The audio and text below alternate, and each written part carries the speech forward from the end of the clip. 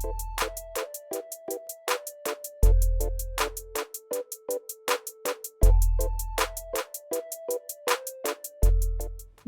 to 5 Mantra Career Point. This Ramanjaneyulu, Senior Geography Faculty in Andhra Pradesh as well as Telangana. Rivers and irrigation projects సంబంధించిన విషయాల గురించి మనం ఇప్పుడు discussion చేయాలి. Very important chapter అండి ఇది. రివర్స్ అండ్ ఇరిగేషన్ ప్రాజెక్ట్స్, నదులు మరియు నీటిపారుదల ప్రాజెక్టులు అంటారు. ఇప్పుడు చూడండి, మీకు డిఫరెంట్ టైప్ ఆఫ్ రివర్స్ ఇక్కడ చూపించారు. ఒకటి ఇక్కడ చూసారండి, ఇది ఇండస్ రివర్. ఇండస్ రివర్ ఇక్కడ చూపించాడు. ఎక్కడ ఆరిజిన్ అయింది ఇది? యొక్క ఇండస్ రివర్ అనేది ఇక్కడ నుంచి వస్తుంది చూడండి, ఈ భాగం నుంచి. కాబట్టి ఇండస్ రివర్ జన్మస్థలం వచ్చేసి ఏంటంటే, ఇండస్ అనేది ఏ వర్డ్ సార్ అంటాడు. ఫస్ట్ వన్, ఇండస్ అనేది లాటిన్ భాషా పదం అండి ఇది. The term Indus is derive from Latin word. Indus నదికే మరొక పేరు ఏమంటారంటే సింధు అని కూడా అంటారు. ఏమంటారండి? సింధు అని కూడా అంటారు. మరి ఎక్కడ ఆరిజిన్ అయింది ఇది రివర్? ఈ రివర్ ఆరిజిన్ ప్లేస్ వచ్చేసి ఎక్కడ అంటే, ఆరిజిన్ ప్లేస్ వచ్చేసి మనం ఏం చెప్పుకోవచ్చు అంటే ఈ భాగం అండి. దీన్ని ఏమంటారంటే, ఇది జన్మించే స్థలం వచ్చేసి ఏంటంటే, ముఖ్యంగా జన్మించే స్థలం వచ్చేసి ఎక్కడండి ఇది? జన్మించే స్థలం వచ్చేసి బొకర్చు. ఇది వచ్చేసి ఎక్కడంటే బొకర్చు గ్లేసియర్ అండి. బొకర్చు హిమశిఖరం వద్ద ఇండస్ నది జన్మస్థలం ఎక్కడో అంటాడు. ఇండస్ నది జన్మస్థలం వచ్చేసి టిబెట్లోని మానస సరోవరమునకు సమీపంలో బొకర్చు హిమశిఖరం వద్ద జన్మించే నదే యొక్క ఇండస్ నది. ఇండస్ నది ఇలా చూసారా, ఇలా ఫ్లో అవుతుంది.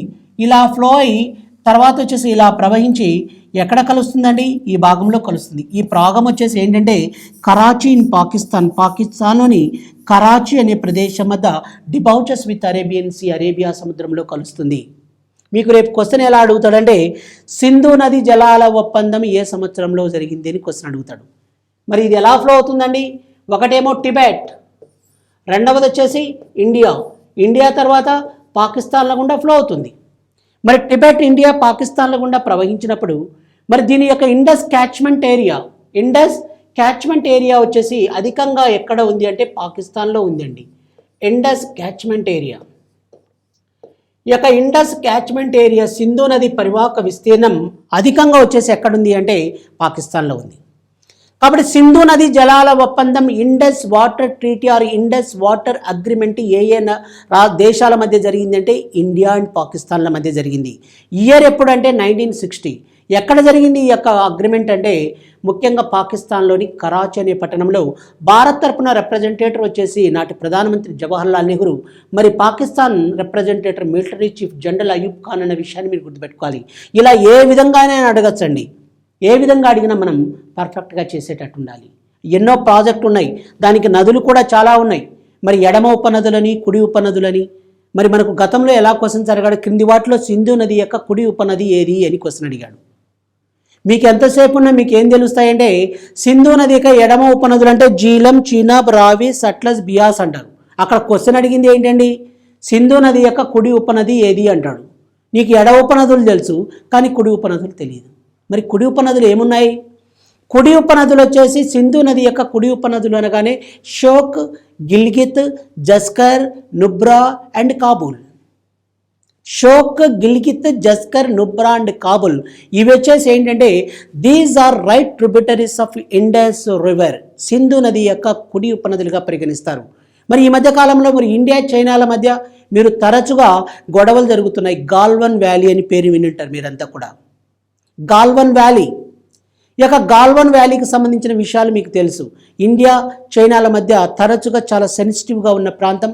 ఇటీవల కాలంలోని గొడవలు కూడా జరిగాయి. మరి ఇండియా తరపున వచ్చేసి 20 సోల్జర్స్, 20 మంది దాకా చనిపోయారు సోల్జర్స్, సైనికులు. మరి ఈ యొక్క గాల్వన్ వ్యాలీ అంటే గాల్వన్ నది లోయ, అంటే ఆ లోయలో గాల్వన్ రివర్ ఫ్లో అవుతుంది కాబట్టి దాన్ని గాల్వన్ రివర్ అంటారు. మరి గాల్వన్ రివర్ అనేది ఎవరికి ఉపనది అంటే సింధు నది యొక్క కుడి ఉపనది అనే షోక్ నది యొక్క ఉపనదే గాల్వన్ రివర్. కాబట్టి గాల్వన్ రివర్ అనేది it is a tributary of Shyok river. Shyok river అనేది సింధు నది యొక్క కుడి ఉపనది. కుడి ఉపనదులు వచ్చేసి ఏమున్నాయి ఇండస్ రివర్ కంటే? షోక్, గిల్గిత్, జస్కర్ అండ్ నుబ్రా. షోక్ నది యొక్క ఉపనది వచ్చేసి ఏదంటే గాల్వన్ రివర్. ఈ యొక్క గాల్వన్ రివర్ ఇటీవల ఈ గాల్వన్ వ్యాలీ అనేది ఇండియా చైనాల మధ్య వెరీ సెన్సిటివ్ జోన్గా ఉంది. ఇది ఈస్టర్న్ లడఖ్లో, తూర్పు లడఖ్లో ఉందన్న విషయాన్ని మీరు గుర్తుపెట్టుకోవాలి. చూడండి, అద్భుతమైన ఇన్ఫర్మేషన్లు వస్తాయండి. ఇండస్ కావచ్చు, బ్రహ్మపుత్ర కావచ్చు, తర్వాత గంగా రివర్ సిస్టమ్. మీకు గంగా రివర్ కూడా ఇలా మీకు నేను చూపిస్తాను ఎలా ఫ్లో అవుతుంది ఏంది. ఇక్కడ మీకు చూడండి డెల్టా ఏర్పడుతుంది, దాన్నే సుందర్బన్ రివర్ డెల్టా అంటారు. ఈ విషయాలన్నీ కూడా కూలంకుషంగా ఇవన్నీ కూడా హిమాలయన్ రివర్స్ అండి.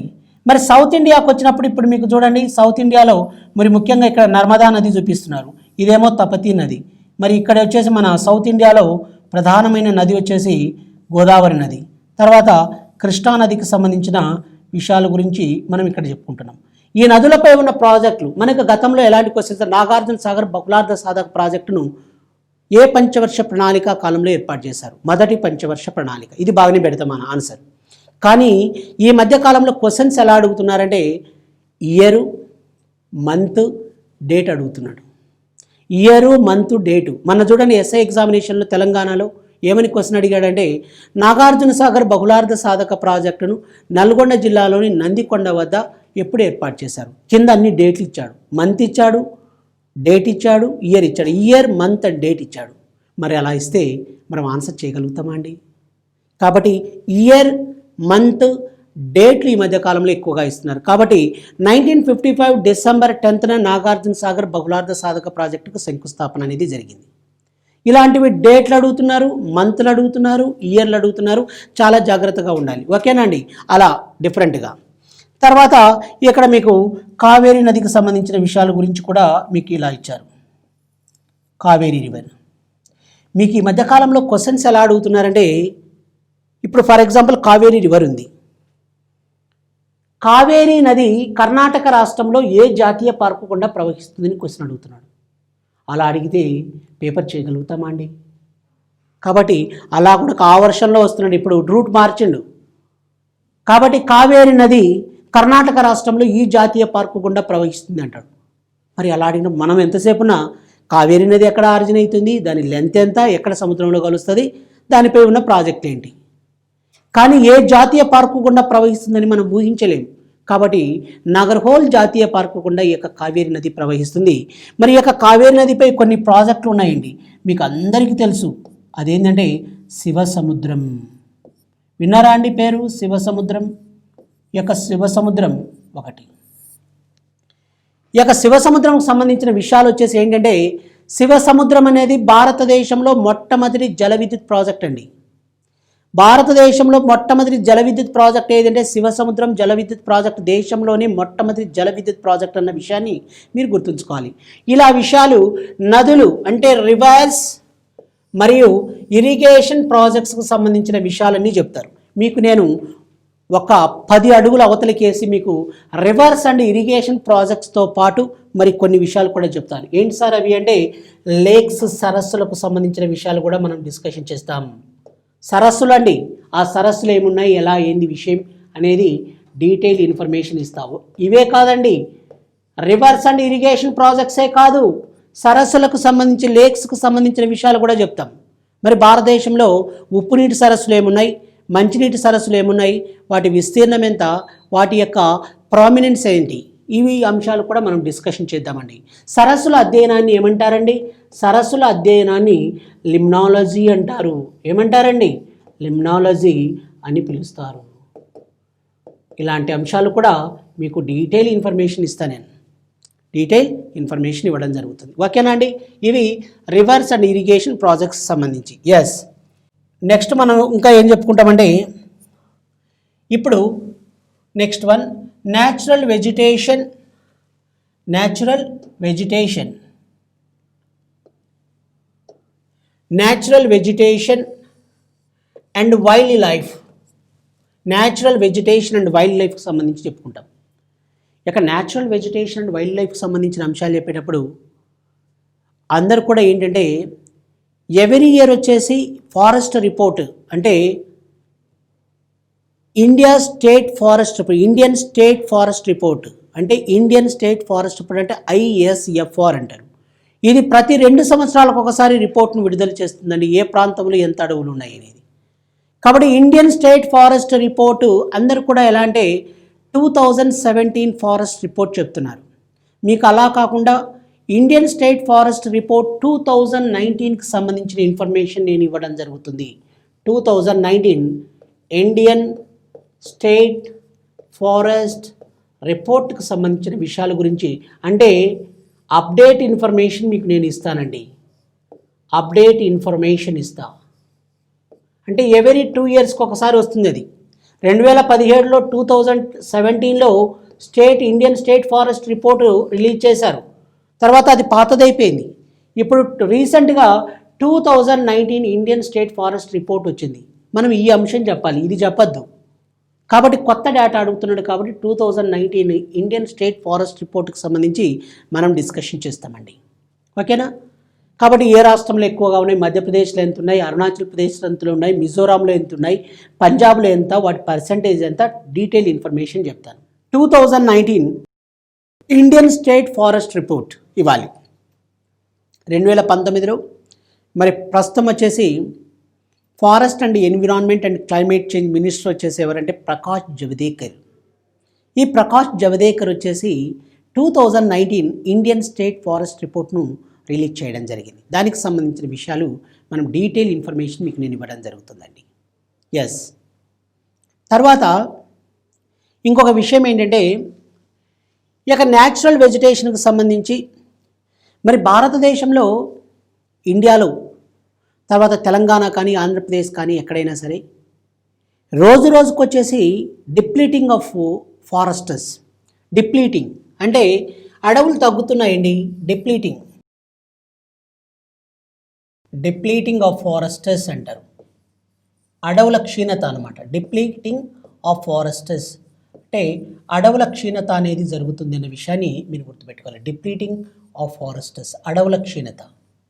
ఏంటి అడవుల క్షీణత ఎందుకు జరుగుతుంది? వై? ఎందుకు అలా అన్నప్పుడు ఈ యొక్క స్మగ్లర్స్ వచ్చేసి ఈ యొక్క అడవులను వచ్చేసి మొత్తం నరికేసి వాటిని, ఇప్పుడు ఫర్ ఎగ్జాంపుల్ రెడ్వుడ్ కానీ రెడ్వుడ్ ఆర్ రెడ్ శాండిల్ కానీ శాండిల్వుడ్ కానీ, నెక్స్ట్ వన్ బ్యాంబూ కానీ, అదేవిధంగా టేక్ కానీ, వీటిని ఇండిస్క్రిమినేట్ అంటే విచక్షణారహితంగా నరికేసి డిఫారెస్టేషన్ చేసి ఎక్స్పోర్టెడ్ టు అదర్ కంట్రీస్, వేరే దేశాలకు ఎక్స్పోర్ట్ చేయడం, తర్వాత స్వదేశంలో కూడా వాటిని యూజ్ చేయడం. ఇక దీని ఫలితంగా ఏమవుతుందంటే డిప్లీటింగ్ ఆఫ్ ఫారెస్టర్స్ అంటే అడవుల యొక్క క్షీణత అనేది జరుగుతుంది. మరి how to increase the foresters, అడవులను ఎలా పెంచాలి అనే దానిపై సెంట్రల్ గవర్నమెంట్ కానీ స్టేట్ గవర్నమెంట్స్ కానీ కొన్ని కార్యక్రమాలు స్టార్ట్ చేసింది.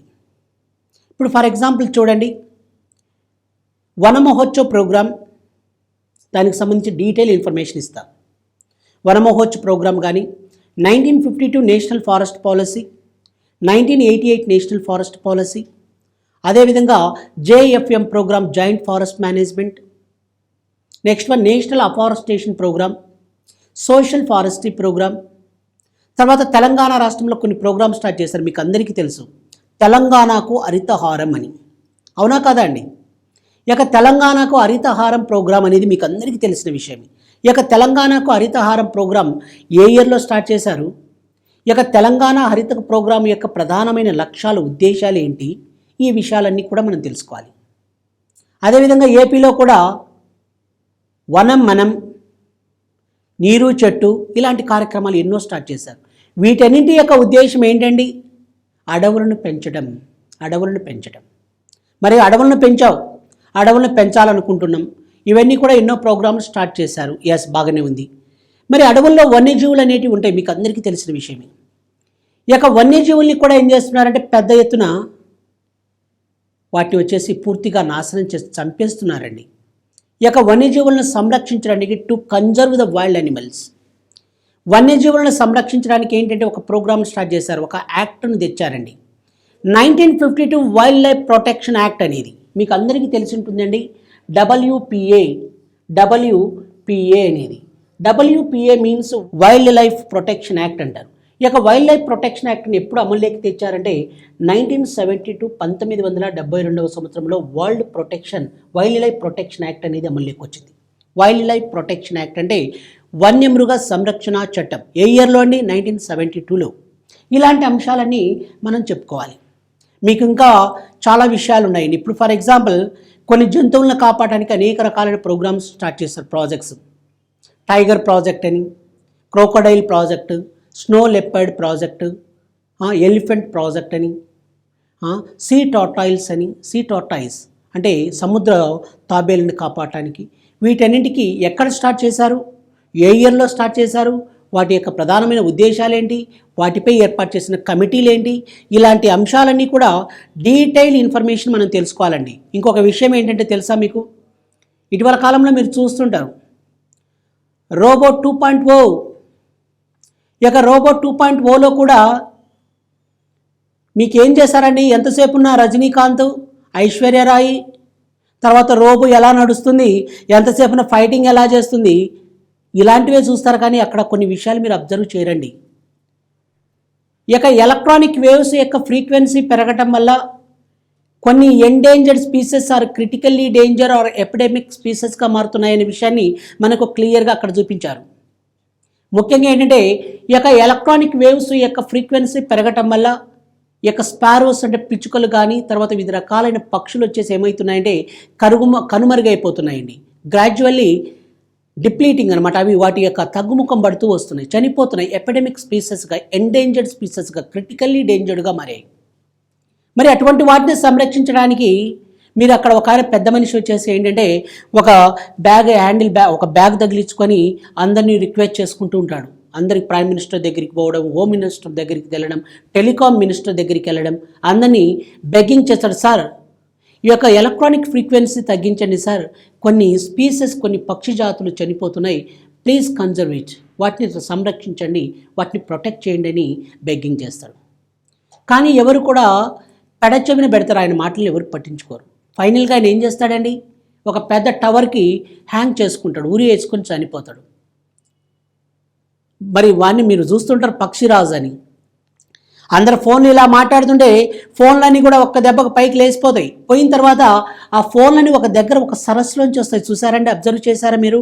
రోబో 2.0లో ఆ సరస్సును ఏమంటారంటే వేదాంతగల్ వైల్డ్ లైఫ్ శాంక్చురీలో ఉంటుందండి. ఇది వేదాంతగల్ వైల్డ్ లైఫ్ శాంక్చురీని మీకు చాలా క్లియర్ కట్గా చూపించారు. ఇది భారతదేశంలో మొట్టమొదటి వన్యమృగ సంరక్షణ కేంద్రం. మీకు రేపు క్వశ్చన్ అడుగుతాడండి, సినిమానే చూడాలి, సబ్జెక్టుగానే చూడాలి, ఓకేనా అండి? భారతదేశంలో మొట్టమొదటి వన్యమృగ సంరక్షణ కేంద్రం ఏదని క్వశ్చన్ అడిగితే మీరు ఏం చెప్తారండి ఆన్సర్? కాబట్టి భారతదేశంలో మొట్టమొదటి వన్యమృగ సంరక్షణ కేంద్రం ఏదంటే వేదాంతగల్ వన్యమృగ సంరక్షణ కేంద్రం is in Tamil Nadu state. It is the first wild life sanctuary in the country. దేశంలోనే మొట్టమొదటి వన్యమృగ సంరక్షణ కేంద్రమే ఈ యొక్క వేదాంతగల్, ఓకేనా అండి? ఇలాంటి అంశాలు మనం ఏది చూసినా కూడా సబ్జెక్టుతో మిళితం చేసి చదువుకోవాలి.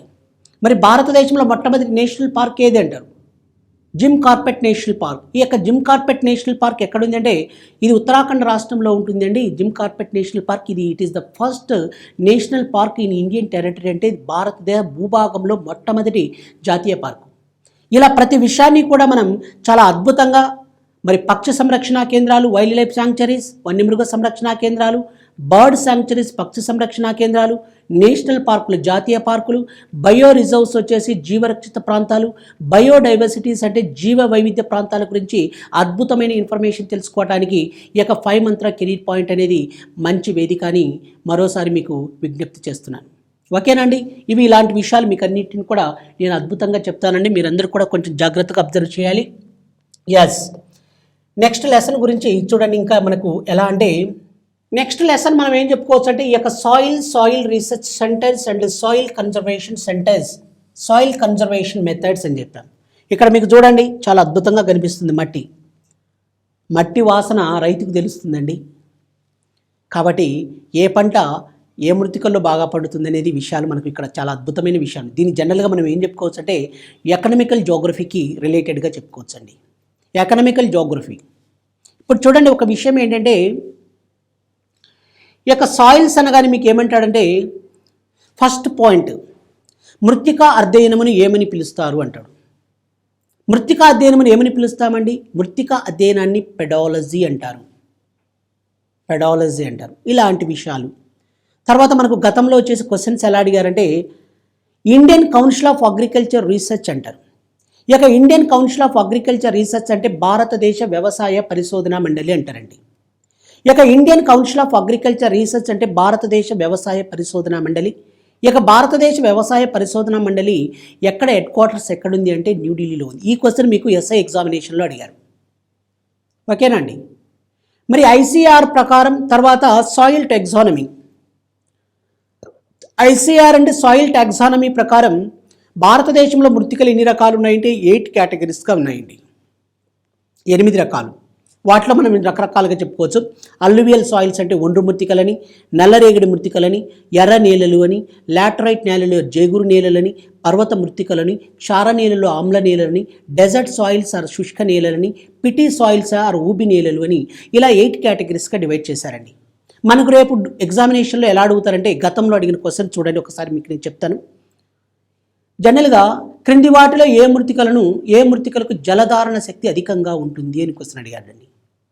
క్రింది వాటిలో ఏ మృత్తికలు అధికంగా జలధారణ శక్తిని కలిగి ఉన్నాయి? జలధారణ అంటే ఇంగ్లీష్లో ఏమంటారంటే వాటర్ రిటెన్షన్ కెపాసిటీ అంటారండి. కాబట్టి which of the following soils are having high water retention capacity అంటాడు. అంటే క్రింది మృత్తికల్లో ఏ మృత్తికలు వచ్చేసి అధికంగా జలధారణ శక్తిని కలిగి ఉన్నాయి అంటే జలధారణ అంటే నీటిని పీల్చుకునే గుణాన్ని ఎక్కువగా కలిగి ఉన్నాయి. మరి ఏమున్నాయండి మీరు ఈజీగా చెప్పగలుగుతారు. ఏంటంటే నల్లరేగడి మృత్తికలు. నల్లరేగడి మృత్తికలు ఏమంటారంటే హైయెస్ట్ వాటర్ రిటెన్షన్ కెపాసిటీ, అధిక జలధారణ శక్తి కలిగినవి. తర్వాత ఇవి దేశంలో ఎంత percent, total geographical area of the కంట్రీలో ఎంత ఉన్నాయి, తెలంగాణ స్టేట్లో ఎంత ఉన్నాయి, తర్వాత ఏపీలో ఎంత పర్సెంటేజ్ ఉన్నాయి, ఇక్కడ పండే ప్రధానమైన పంటలు ఏమున్నాయి, ఇలాంటి విషయాలు డీటెయిల్ ఇన్ఫర్మేషన్ మీకు నేను చెప్పడం జరుగుతుంది. మరి అదేవిధంగా సాయిల్ రీసెర్చ్ సెంటర్స్. మరి జనరల్గా ఇటీవల కాలంలో ఏమవుతుందంటే మీరు ఒక విషయం గుర్తుపెట్టుకోండి, రోజు రోజుకు ఫెర్టిలిటీ అంటే ఈ యొక్క భూమి యొక్క సారం అనేది తగ్గిపోతుందండి. సాయిల్ రీసెర్చ్ సెంటర్స్ని ఎందుకు ఏర్పాటు చేయాలి చెప్పండి మీరు? కారణం మీకు అడుగుతాడు. ఇప్పుడు ఫర్ ఎగ్జాంపుల్ ఎవరైనా పెద్ద మనుషులు సార్ సాయిల్ రీసెర్చ్ సెంటర్ ఆడుంది ఏడుంది అంటారు. అన్నప్పుడు కొంచెం తెలిసిన వాళ్ళు మిమ్మల్ని పరీక్షించడానికి ఏమంటారంటే ఏమైనా సాయిల్ రీసెర్చ్ సెంటర్ని ఎందుకు ఏర్పాటు చేశారు, ఏం ఏర్పాటు చేయాల్సిన అవసరం ఏమొచ్చింది అంటాడు. అంటే అవసరమే ఉంది అంటే సాయిల్ రీసెర్చ్ సెంటర్ అంటే సాయిల్ రీసెర్చ్ సెంటర్ అవసరం ఉంది ఏర్పాటు చేశారు, ఎందుకో నాకు తెలియదు అంటారు.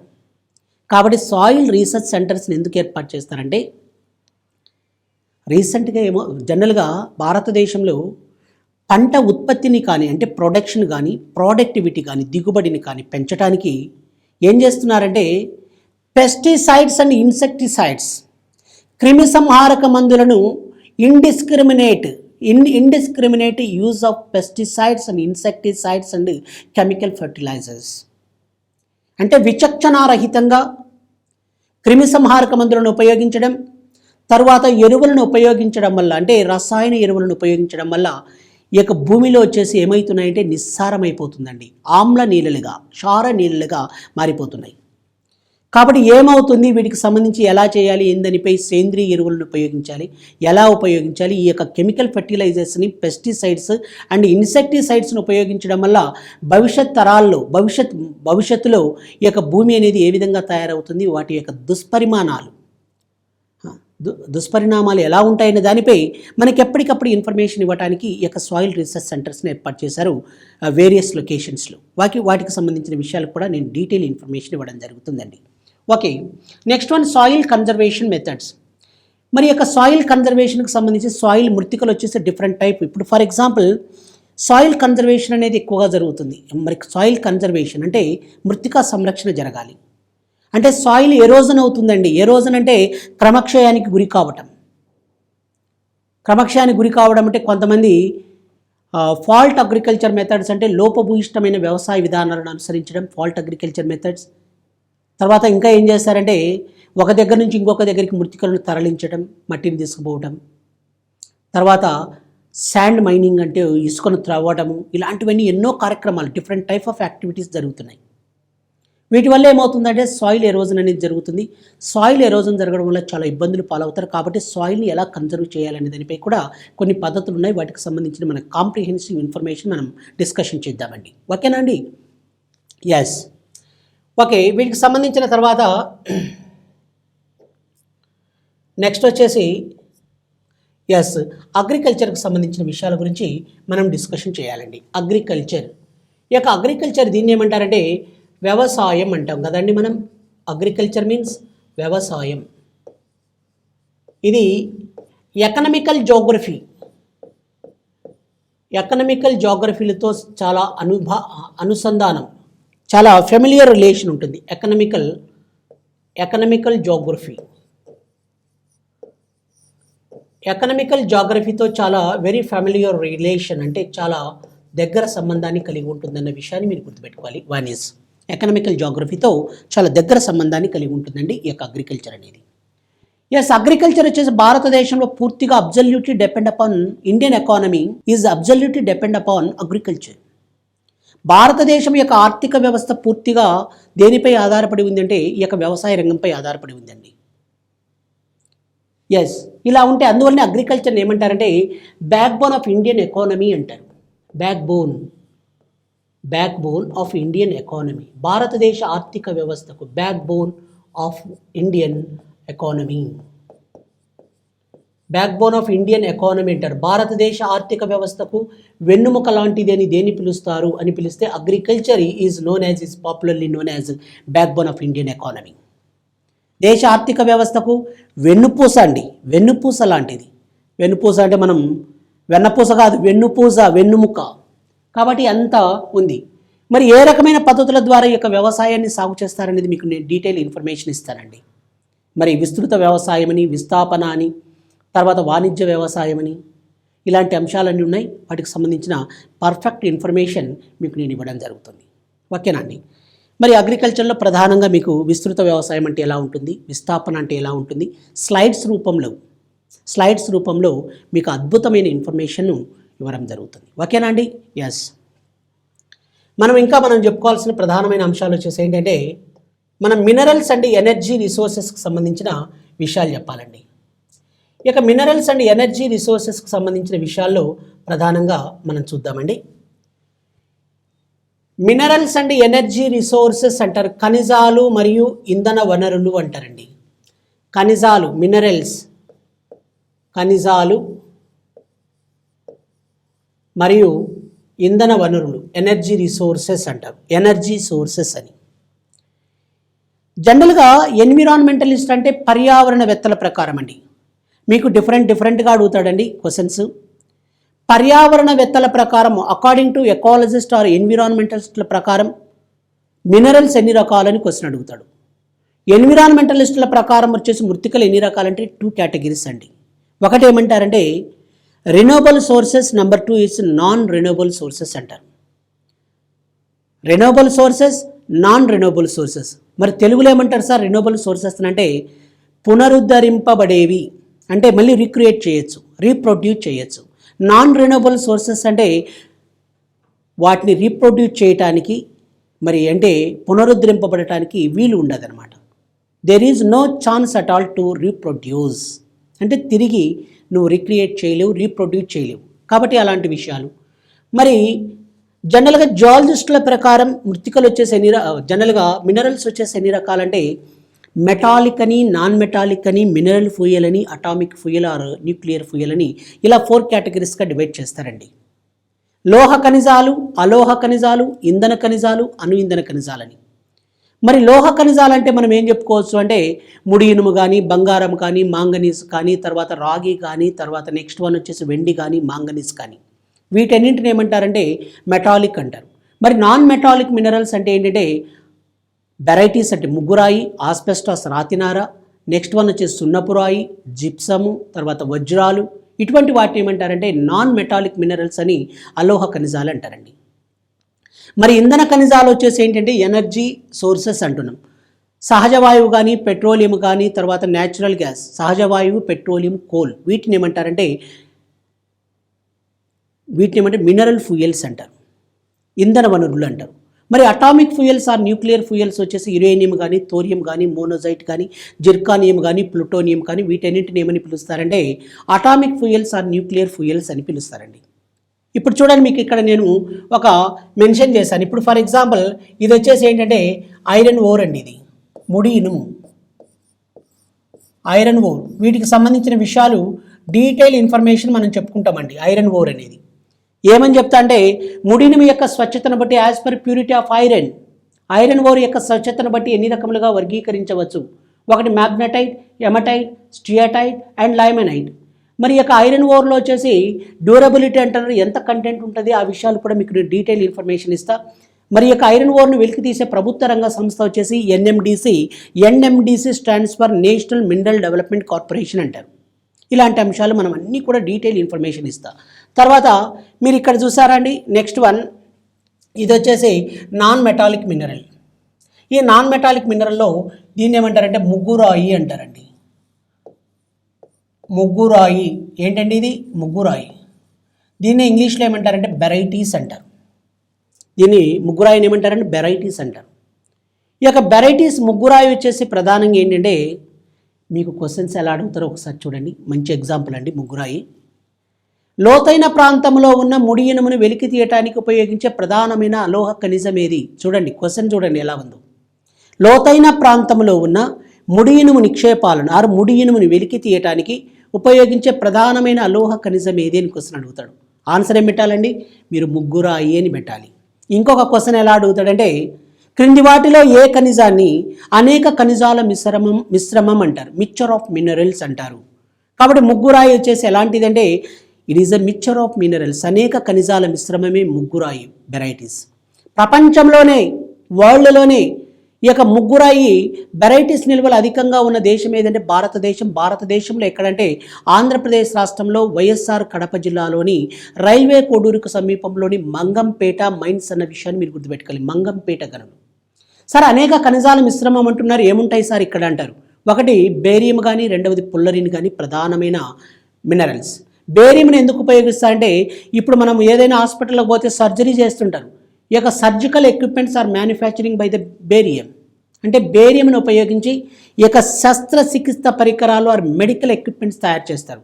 మరి పుల్లరిన్ అనేది ఎలా అంటే ఈ యొక్క రక్షణ పరికరాలు, డిఫెన్స్ ఎక్విప్మెంట్స్ తయారీలో ప్రధానంగా ఉపయోగిస్తారు. ఇలా రకరకాలైన విషయాలు మీకు అలా ఉంటాయి. ఇప్పుడు ఫర్ ఎగ్జాంపుల్ రంగులు, పెయింట్స్. ఈ యొక్క పెయింట్స్ని ఎలా తయారు చేస్తారంటారు? పెయింట్స్ని తయారు చేయడానికి ఉపయోగించే ప్రధానమైన రా మెటీరియల్ ఏది అంటాడు. కాబట్టి పెయింట్స్ని తయారు చేయాలంటే ప్రధానమైన రా మెటీరియల్ సార్ ముగ్గురాయి varieties. It is the one of the raw material to manufacturing the paints. అంటే పెయింట్స్ తయారు చేయాలంటే ఒక రా మెటీరియల్గా ఈ యొక్క ముగ్గురాయి ఆ వెరైటీస్ని ఉపయోగిస్తారు. అలాంటి విషయాలు ఇక్కడ చూసారా, మండిపోతుంది అనమాట. ఇదేంటండి? ఇది కోల్, బొగ్గు. ఈ యొక్క కోల్కు సంబంధించిన అంశాలు. ఈ అంశాలు మీకు డీటెయిల్ ఇన్ఫర్మేషన్ ఇస్తానండి. ఏ లోయలో ఏం దొరుకుతుంది ఎలా అనేది. ఇప్పుడు తెలంగాణ ఉంది. తెలంగాణ రాష్ట్రంలో సింగరేణి కోల్ మైన్స్ ఉన్నాయి. సింగరేణి కోల్ మైన్స్ ఏ నదీ లోయలో ఉన్నాయి? ఒకటి ఫస్ట్ ఆప్షన్ గోదావరి కృష్ణా నదీ లోయలు. నెంబర్ 2 వచ్చేసి గోదావరి అండ్ ప్రాణహిత నదీ లోయ. నెంబర్ 3 వచ్చేసి గోదావరి అండ్ మంజీరా నదీ లోయ. నెంబర్ 4 వచ్చేసి గోదావరి అండ్ కిన్నెరసాని నదీ లోయ. ఇలా అడిగినప్పుడు మీరు ఏం ఆన్సర్ చేస్తారండి? కాబట్టి గోదావరి ప్రాణహిత నదీ లోయలో ఈ యొక్క సింగరేణి కోల్ మైన్స్ ఉన్నాయి. ఓకేనా అండి? తర్వాత మీకు ఇంకా ఎలాంటి క్వశ్చన్స్ అడుగుతారంటే కోర్బా కోల్ మైన్స్ ఏ నదీ లోయలో ఉన్నాయి? మరి భారతదేశంలో పుష్కలంగా లభించేది ఎక్కడంటే జరియా కోల్ మైన్. ఈ యొక్క జరియా కోల్ మైన్ ఏ నదీ లోయలో ఉంది అని క్వశ్చన్ అడుగుతాడు. కాబట్టి భారతదేశంలో ఈ యొక్క కోల్ వచ్చేసి పుష్కలంగా లభించే నదీ లోయ వచ్చేసి ఏదంటే దామోదర్ రివర్ వ్యాలీ, దామోదర్ నదీ లోయ. ఇలాంటి అంశాలు మీకు పర్ఫెక్ట్ ఇన్ఫర్మేషన్ ఇస్తా, మీరు అవన్నీ కూడా చదువుకోవాలి. ఇక్కడ చూడండి ఇంకొకటి, ఇది వచ్చేసి ఇదేమో లోహ ఖనిజాలకు సంబంధించింది, ఇది అలోహ ఖనిజాలకు సంబంధించింది ఒకటి తీసుకున్నాం. తర్వాత ఇంధన ఖనిజాలకు సంబంధించి బొగ్గుని తీసుకున్నాం. తర్వాత అణు ఇంధన ఖనిజాలు వచ్చేసి ఇది వచ్చేసి ఏంటంటే యురేనియం అండి. మీకు క్వశ్చన్స్ ఎలా అడుగుతారంటే యురేనియం యొక్క మూలధాతువు ఏది అంటాడు. క్వశ్చన్ చూడండి ఎలాంటి క్వశ్చన్స్ అడుగుతాడు. యురేనియం యొక్క మూలధాతువు వచ్చేసి పిచ్ బ్లెండి అనే ఖనిజం నుండి యురేనియం లభిస్తుంది. ఎక్కడి నుంచి లభిస్తుందండి యురేనియం? పిచ్ బ్లెండి అనే ఖనిజం నుండి యురేనియం లభిస్తుంది. Pitchblende is the ore of uranium. మరి యురేనియం మొట్టమొదటిసారిగా ఎక్కడ కనుగొన్నారంటే అర్లియస్ట్ ప్రొడ్యూసర్ అన్నప్పుడు Jaduguda in the state of Jharkhand. Jharkhand రాష్ట్రంలోని జదుగూడ అనే ప్రదేశం వద్ద మొట్టమొదటిసారిగా అర్లియస్ట్ ప్రొడ్యూసర్ ఇన్ ఇండియా అన్నప్పుడు జదుగూడ ఇన్ జార్ఖండ్. మరి ప్రస్తుతం భారతదేశంలో according to DAE stands for department of atomic energy. ఈ యొక్క డిపార్ట్మెంట్ ఆఫ్ అటామిక్ ఎనర్జీ వారి లెక్కల ప్రకారం ప్రస్తుతం భారతదేశంలో ఇక యురేనియం నిల్వలు కానీ తర్వాత as per reserves and production పరంగా ప్రథమ స్థానంలో ఉన్న ప్రాంతం ఏది అంటే ఆంధ్రప్రదేశ్ రాష్ట్రంలో కడప జిల్లాలో పులివెందులకు సమీపంలోని తుమ్మలపల్లె అన్న విషయాన్ని మనం గుర్తుపెట్టుకోవాలి. నువ్వు నేను చెప్పే మాటలు కాదండి, as per department of atomic energy DIE వారి లెక్కల ప్రకారం అది. ఇలాంటి విషయాలు మీకు నీట్గా ఇన్ఫర్మేషన్ అంతా మీకు చెప్పడం జరుగుతుంది. ఓకేనా అండి? ఎస్. ఇప్పుడు ఇంకొక విషయం చూద్దామండి. ఇప్పుడు మనం నెక్స్ట్ డిస్కషన్ చేయాల్సిన అంశం వచ్చేసి ఏంటంటే ఇండస్ట్రీస్, పరిశ్రమలండి. ఇండస్ట్రీస్, పరిశ్రమలకు సంబంధించిన విషయాల గురించి మనం డిస్కషన్ చేస్తాం. ఇండస్ట్రీస్, పరిశ్రమలు. మీరు ఆడుతూ పాడుతూ సబ్జెక్టు గుర్తుపెట్టుకునేటట్టు మీకు నేను చేస్తానండి.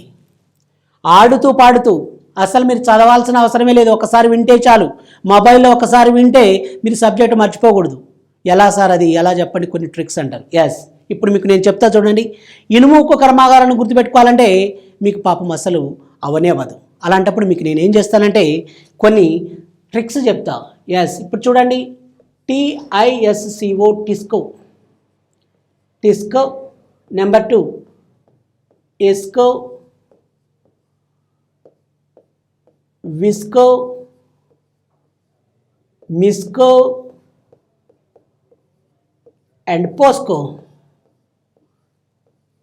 ఇది గుర్తుపెట్టుకోవాలంటే మీరు చాలా హ్యాపీగా గుర్తుపెట్టుకుంటారు. ఇలాంటివి సబ్జెక్ట్ చదవాలంటే నిద్ర వస్తుంది, కానీ ఇలాంటి మంచివి ఉన్నావనుకో, ఇలాంటివి గుర్తుపెట్టుకోవాలంటే చాలా అద్భుతంగా చాలా కాలం వరకు గుర్తుపెట్టుకోవటానికి మీకు ఎంతగానో ఉపయోగపడుతుందండి. ఇప్పుడు భారతదేశంలో ఇనుము ఉక్కు కర్మాగారాలు ఏమున్నాయి సార్ అంటే అటు ఇటు చూసి ఆలోచిస్తుంటారు. అలా ఆలోచించాల్సిన అవసరం లేకుండా మనం ఏం చెప్తామంటే టిస్కో, ఇస్కో, విస్కో, మిస్కో, పోస్కో అన్నప్పుడు మీకు ఒకటి విషయం ఇలా చెప్తా. టిస్కో అంటే టాటా ఐరన్ స్టీల్ కంపెనీ.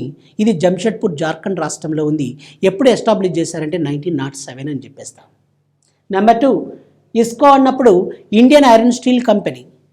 ఇక ఇండియన్ ఐరన్ స్టీల్ కంపెనీని వచ్చేసి 1918 అండ్ 1919లో కొన్ని ప్రదేశాల వద్ద ఏర్పాటు చేశారు. అసన్సోల్ కానీ, కుల్టీ కానీ, బరన్పూర్ కానీ, ఈరాపూర్ అనే ప్రదేశాల వద్ద. విస్కో అంటే విశాఖ ఐరన్ స్టీల్ కంపెనీ అని అర్థం. తర్వాత మిస్కో అంటున్నాం. మిస్కో అంటే మైసూర్ ఐరన్ స్టీల్ వర్క్స్ అంటారు. ఇది వచ్చేసి ఎక్కడుందంటే కర్ణాటక రాష్ట్రంలోని భద్రావతి అనే ప్లేస్ వద్ద ఏర్పాటు చేశారు. ఎప్పుడు ఏర్పాటు చేశారంటే 1923లో. ఎవరి సహకారంతో? Technical support and financial support by Perry and Marshall companies. Perry and Marshall కంపెనీలు వచ్చేసి యునైటెడ్ స్టేట్స్కి సంబంధించిన కంపెనీలు అని చెప్పేస్తా. మరి పోస్కో అంటే ఏంటి సార్ అంటారు. పోస్కో అంటే పొహాంగ్ స్టీల్ కంపెనీ అని అర్థం. పోస్కో అంటే ఏంటండి? పొహాంగ్ స్టీల్ కంపెనీ అంటారు. ఇది సౌత్ కొరియా సహకారంతో technical support and financial support by south Korea. ఎక్కడ ఏర్పాటు చేశారండి? ఒరిస్సా రాష్ట్రంలోని అంగుల్ అనే ప్రదేశం వద్ద. మరి ముఖ్యంగా ఏంటంటే అంగుల్ కన్నా మనం ఏం చెప్పుకోవచ్చు అంటే పరాదీప్ అని చెప్పుకోవచ్చు అండి. పరాదీప్. ఓకేనండి? ఇలా గుర్తుపెట్టుకుంటాం. ఇంకొక విషయం ఏంటంటే thermal power stations, atomic power stations, ప్రతిదీ కూడా మీకు డీటెయిల్ ఇన్ఫర్మేషన్ ఇస్తా. ఇప్పుడు ఐరన్ స్టీల్ ప్లాంట్స్ బాగానే గుర్తుపెట్టుకుంటారు. మరి అల్యూమినియం కర్మాగారాలు ఎలా గుర్తుపెట్టుకోవాలి సార్ అంటే NALCO, BALCO,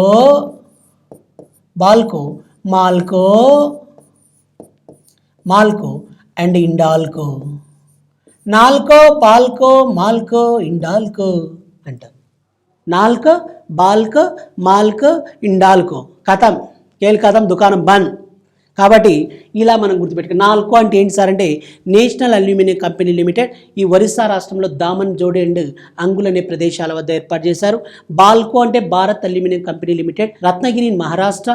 next one Hirakud in Orissa అని చెప్తా. మాల్కో అంటే Madras aluminium company limited, Mettur in Tamil Nadu. INDALCO అంటే Indian aluminium company limited, Renukoot in Uttar Pradesh అని చెప్తాం.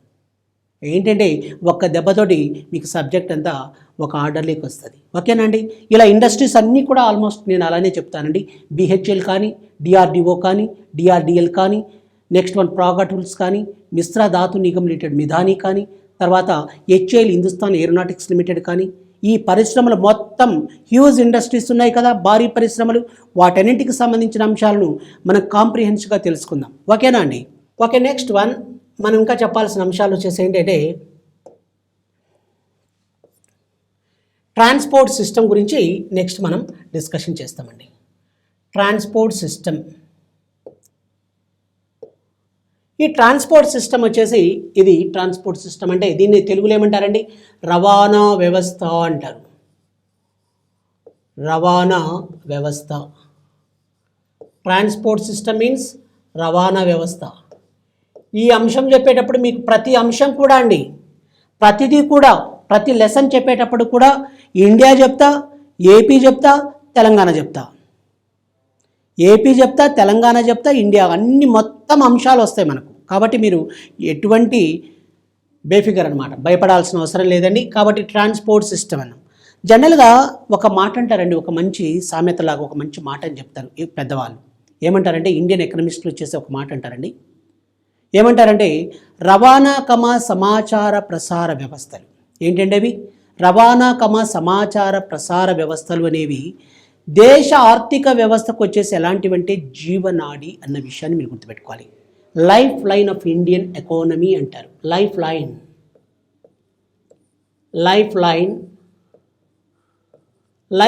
Of Indian economy.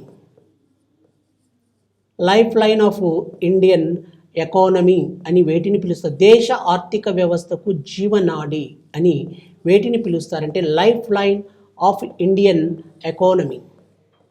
Lifeline of Indian ఎకానమీని దేనిని పిలుస్తారంటే transport system and also communication system.